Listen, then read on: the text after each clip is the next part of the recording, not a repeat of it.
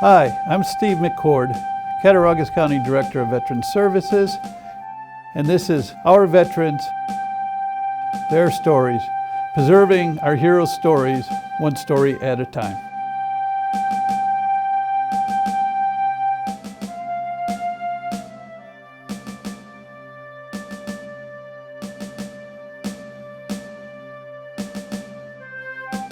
Me and all the guys I was going to school with, we always were watching the draft number and that. And when I became eligible, all of a sudden my number dropped down to 67. So they told me I had to go in August 17th.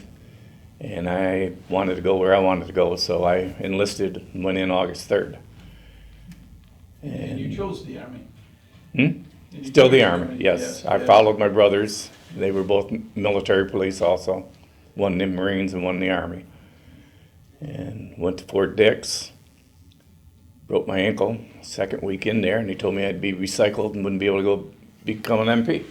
Explain to people what recycled means.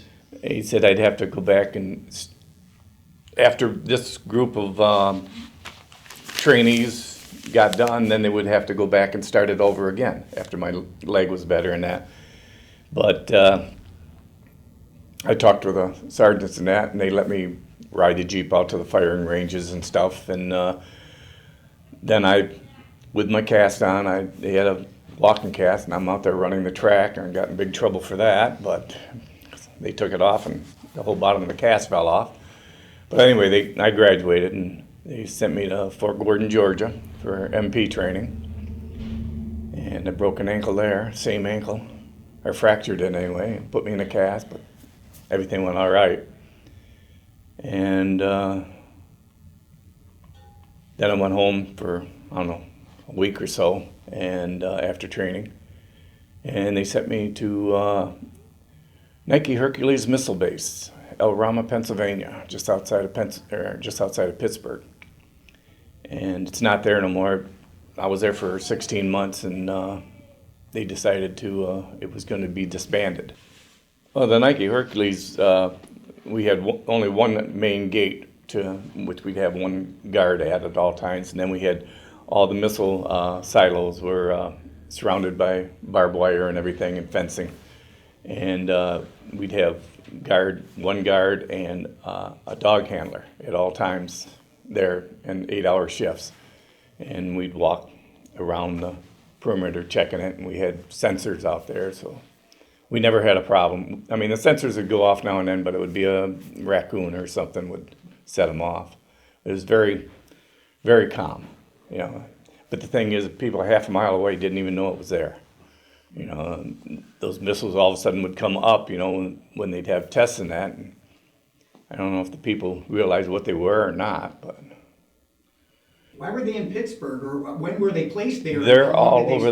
At that time, they were all over the country, and people didn't even know they were there. That's why this was on a hill, but it was on a hill that was sort of, you know, the only part you could really see is up on the top where they had the big tower, up on another hill close by. That they would have them along all the major cities, along the coastlines and even inland. They would have them in the Midwest. Silos down in the ground where they would come up, and that they were for the invasion of Russian hordes coming across. So this was air defense? Yes. Yeah. Yes. And they were nuclear capable, but the ones in the United States were not armed. We were never told they were anyway at our base. Yeah. Yeah, when I was over in Wichita, we had Titan IIs, but they were nuclear. Yeah. But they were ballistic missiles. They were. Well, we all slept peacefully. So, and did you, I asked this because when I was in Germany, I was with the Hawk air defense missile, and I had a attack site. We had an outer perimeter and an inner perimeter, and we had geese in between them. That way there, if someone came, the geese would raise such a ruckus that it would alert the guards. You didn't have anything like that in Pittsburgh? We had our regular 6-foot fence all the way around it where we had our main gate, and you had your barracks just inside, which were up on a little berm, and then behind that you had your barbed wire fence going all the way around with gates in there for personnel to go in and that. Was there any other military presence there other than the missiles and you guys? I mean, like, Well, up on the, where they had the big tower and that, up on the hill, they had other soldiers up there too, but they were only protecting their electronics and stuff.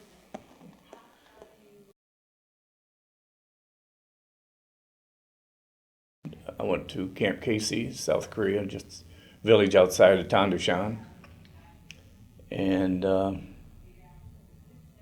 I did all the MP business, guard duty and patrols, and I had to work with the tax squad every now and then. I did traffic investigations and things like that. I had to investigate tank accidents and honey wagon accidents, which was a stinky situation. Like if you went down on a tax squad, you know, you'd be just walking the village, yeah. right? And nothing's going on. Then all of a sudden, there'd be a call come into the MP station. They'd get a hold of us, and I was only on the tax squad 3 or 4 times. Most of it I was doing the other job. I just did that for extra stuff to do. But there would be just this group of maybe 3 or 4 MPs, and they'd run in there. And back then, you didn't have everybody coming out with a gun or anything. It was a knife, right? Well, a knife in a billy club, you're going to beat them with a billy club, stop the knife, you know. But there was fights and that, but there wasn't nothing super bad. What years were you over in Korea?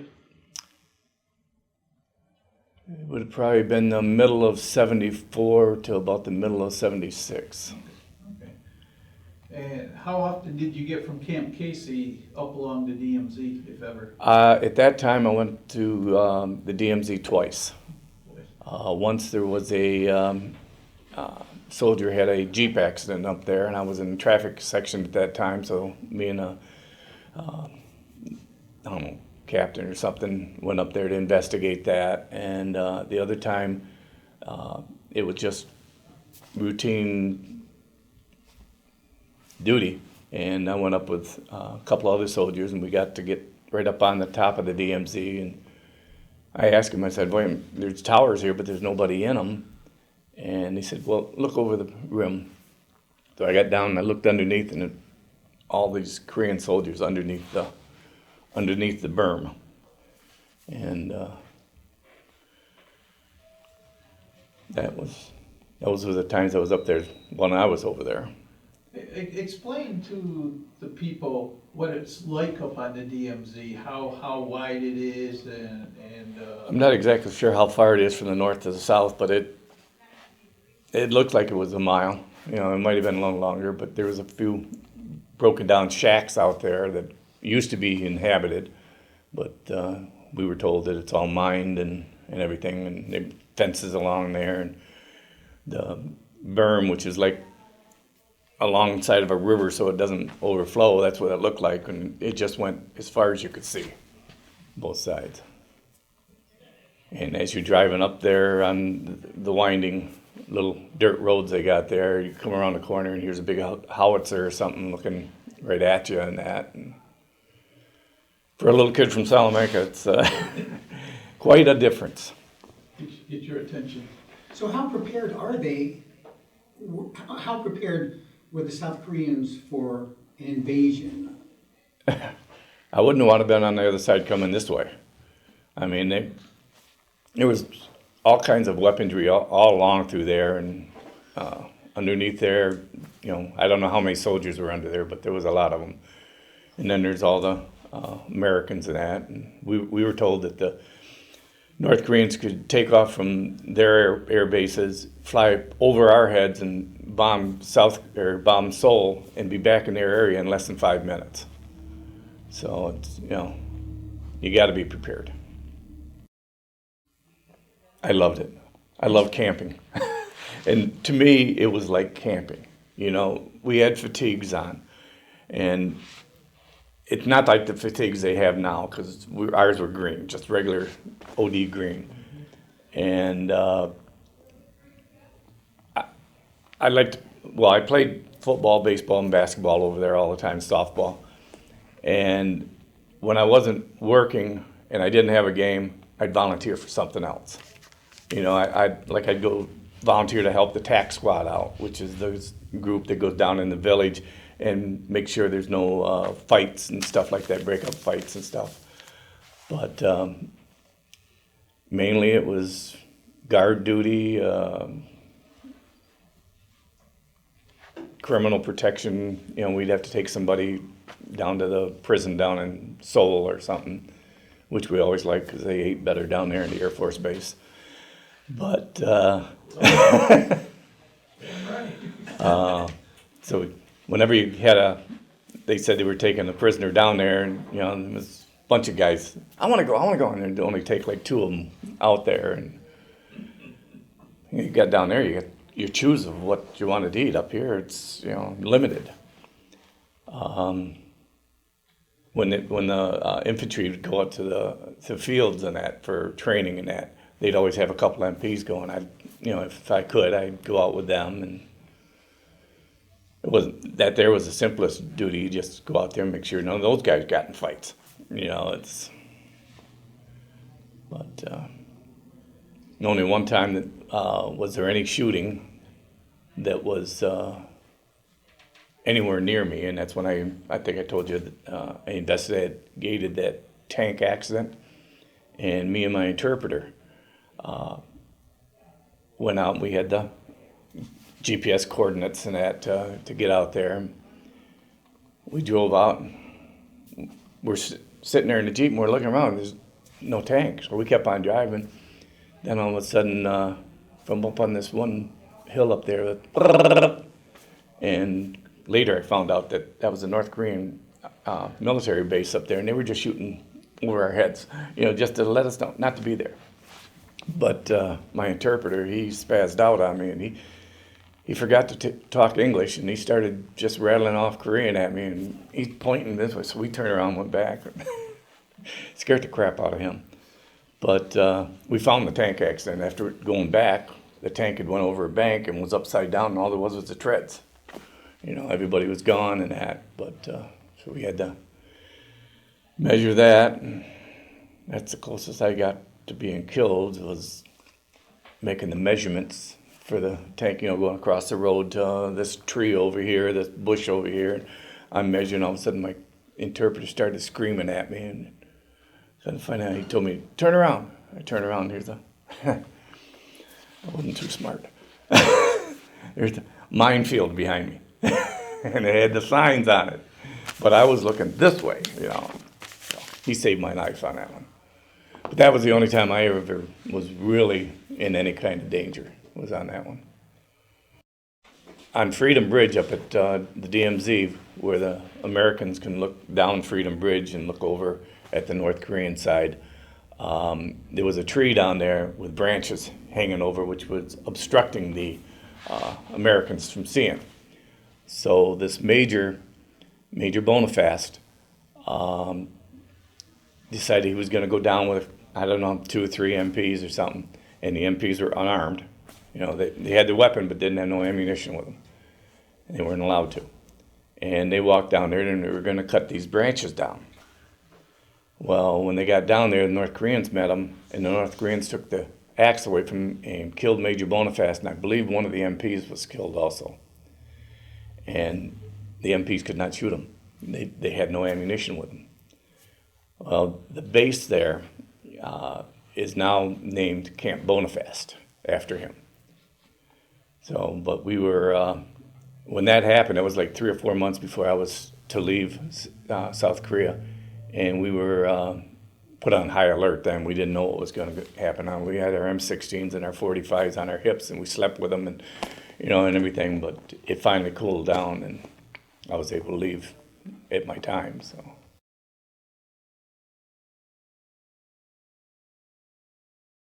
And my daughter was in the Air Force, and she was stationed over down, was it Osan, I believe it is. And I flew over for 12 days with her, 1 year before 9/11. And we took a tour and went right up to DMZ again to Camp Bonifast. That's when I found out it was named Camp Bonifast. kind of hairy because when I flew in there, I was flying into a typhoon. And, you know, nobody spoke too much English because I was going all these different places, and I got down in this subway, and they told me to take the subway to a certain area, and I'm looking at everything's Korean, and this Korean doctor, I found out later, it was a Korean doctor, came up to me, and he went through the whole thing, showed me exactly where to go and when to get off, and so I got down to the base, and then or down towards Osan, and the hurricane was really starting to get bad, and I needed a taxi to go to wherever else I was going. And I asked this one Korean woman that was there, hey, could you help me? And she understood a little bit. She stood up out in the middle of the street and stopped a taxi and almost got run over. And they took me to just outside the base, and I'm figuring the wind's blowing so hard, they're not going to let me go into, you know, on base and that. So I got into the motel. And there was only one woman there. There's nobody else in the motel, and she put me on the 3rd floor, and I mean, it was bad. But the next morning, I walked over to the front of the base and got a hold of the guards, and they got a hold of my daughter, and I ended up staying on base there for the next 3 days or something. Then we went all over to different casinos and that. We took a little, you know, it's welcome back to Korea seminar thing they had. So it was nice. It was nice. I enjoyed it.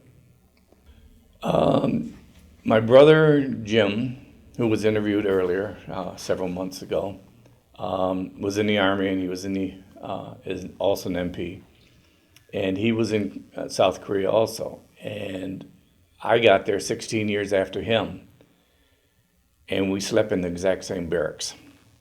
He was there when the 8th Army was there. I was there when the 2nd Infantry Division was over there. And he's got pictures of the barracks, and I've got pictures of the barracks. And I thought that was pretty neat. I was in Korea for 2 years. I was only supposed to be there 1 year. And I was all ready to get out, ETS, come back home, get back home in 75 and that. And they kept on bugging you, re-enlist. And finally, I got tired of it. I said, I'll tell you what, if you can get the commanding general for the 2nd Infantry Division to re-enlist me, then I'll re-enlist. 2 days later, a Jeep pulls up. It's got my drill sergeant, it's got the enlistment sergeant, put me in the Jeep. They drove me up to commanding officer Henry E. Emerson. They called him the gunfighter. And I'm already shaking already, you know. And I'm marching. I've got pictures of it, but I could not find it. And I'm walking there, and here's the general, and he stands up behind that desk, you know, and I feel about this small. And he comes around, shakes my, nicest guy I could ever meet, you know, shakes my hand, and they re-enlist me, and boom, I'm in for another 3 years, you know. Should have kept my mouth shut on that one. But I did have a captain, my first 3 years, Captain Craig L. Saunders. And it's funny how certain names stick in your head. But he wanted me to get out after 3 years because I played football and softball over there, and he wanted me to go to college for football. And I thought about it, but then I opened my mouth on the other part. So,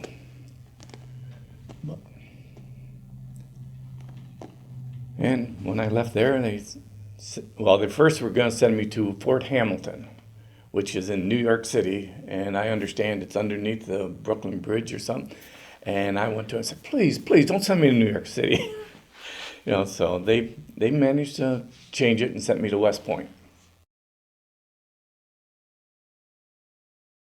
And I spent 2.5 years there, and I did all the everything that MP would do. You know, I worked the desk, I worked the patrols, I worked the guard shack.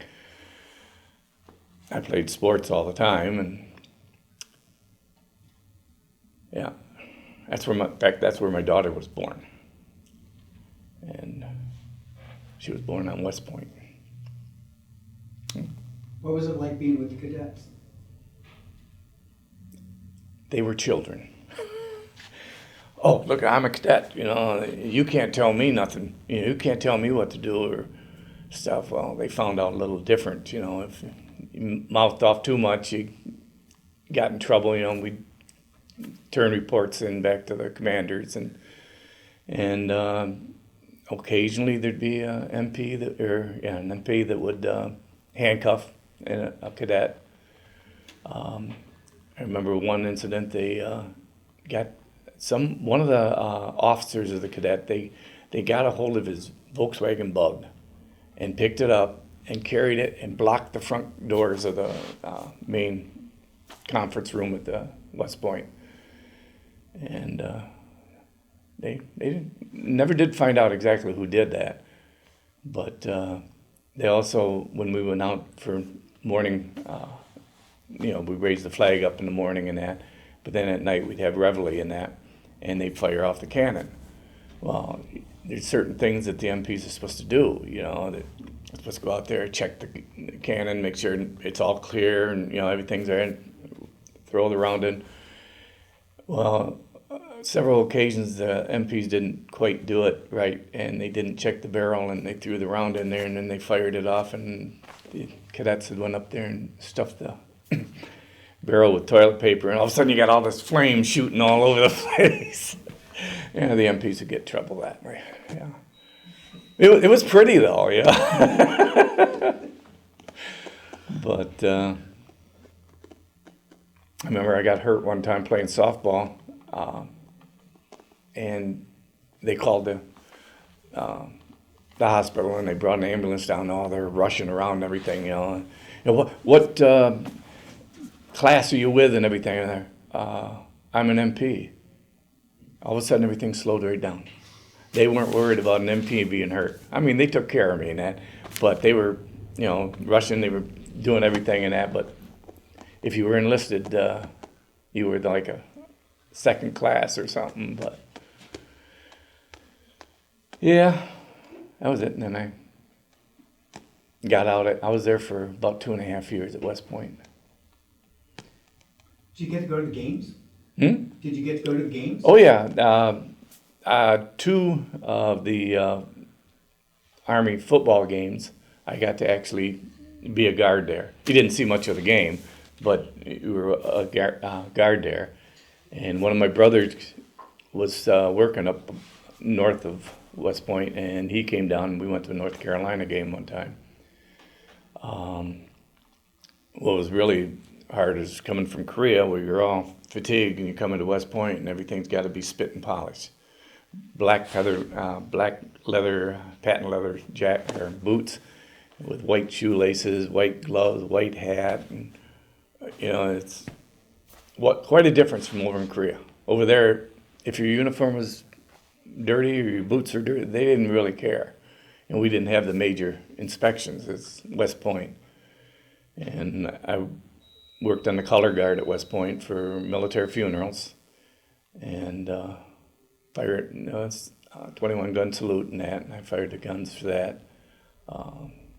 One real funny one was we're standing there, the 7 of us, with our M16s, and our sergeant's ahead of us, and the grave is like about where you are, and the pastor was walking around the side, and when we got too close to the grave, he went into the grave.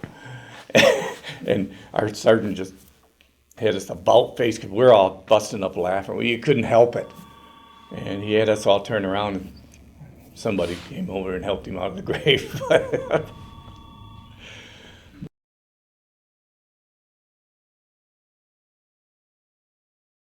I tried. I was married at the time. I had a daughter. And I figured, hey, I got a little bit of cash left over. I can just, you know, we can relax and party for, you know, a little bit. Well, 6 days after I got out, I got my job. So now I'd already applied to go to college, Jamestown Community College. And I had a wife, I had a daughter, and I had a job. I managed to go for 6 months. And it was just no time for everything. So that's the only time I used the GI Bill, for the first 6 months. I tried to get into, I'm not even in the VA, you know, a hospital and that. I tried to get in that, and where my daughter and I went down in Arizona to try to get me in for the second time. I tried earlier to get in, and I couldn't get, they wouldn't let me in. And down there, the guy said, "You make that much, too much money." And I've told other people, and they said, "That's bullcrap." You know, it's just like I tried to join the VFW down in Jamestown. They wouldn't let me join because I'm not a veteran of 4-1. You know, I'm a veteran, but I was a Vietnam era veteran, not actually in the war. So I couldn't join VFW. So that's why I'm in the Legion.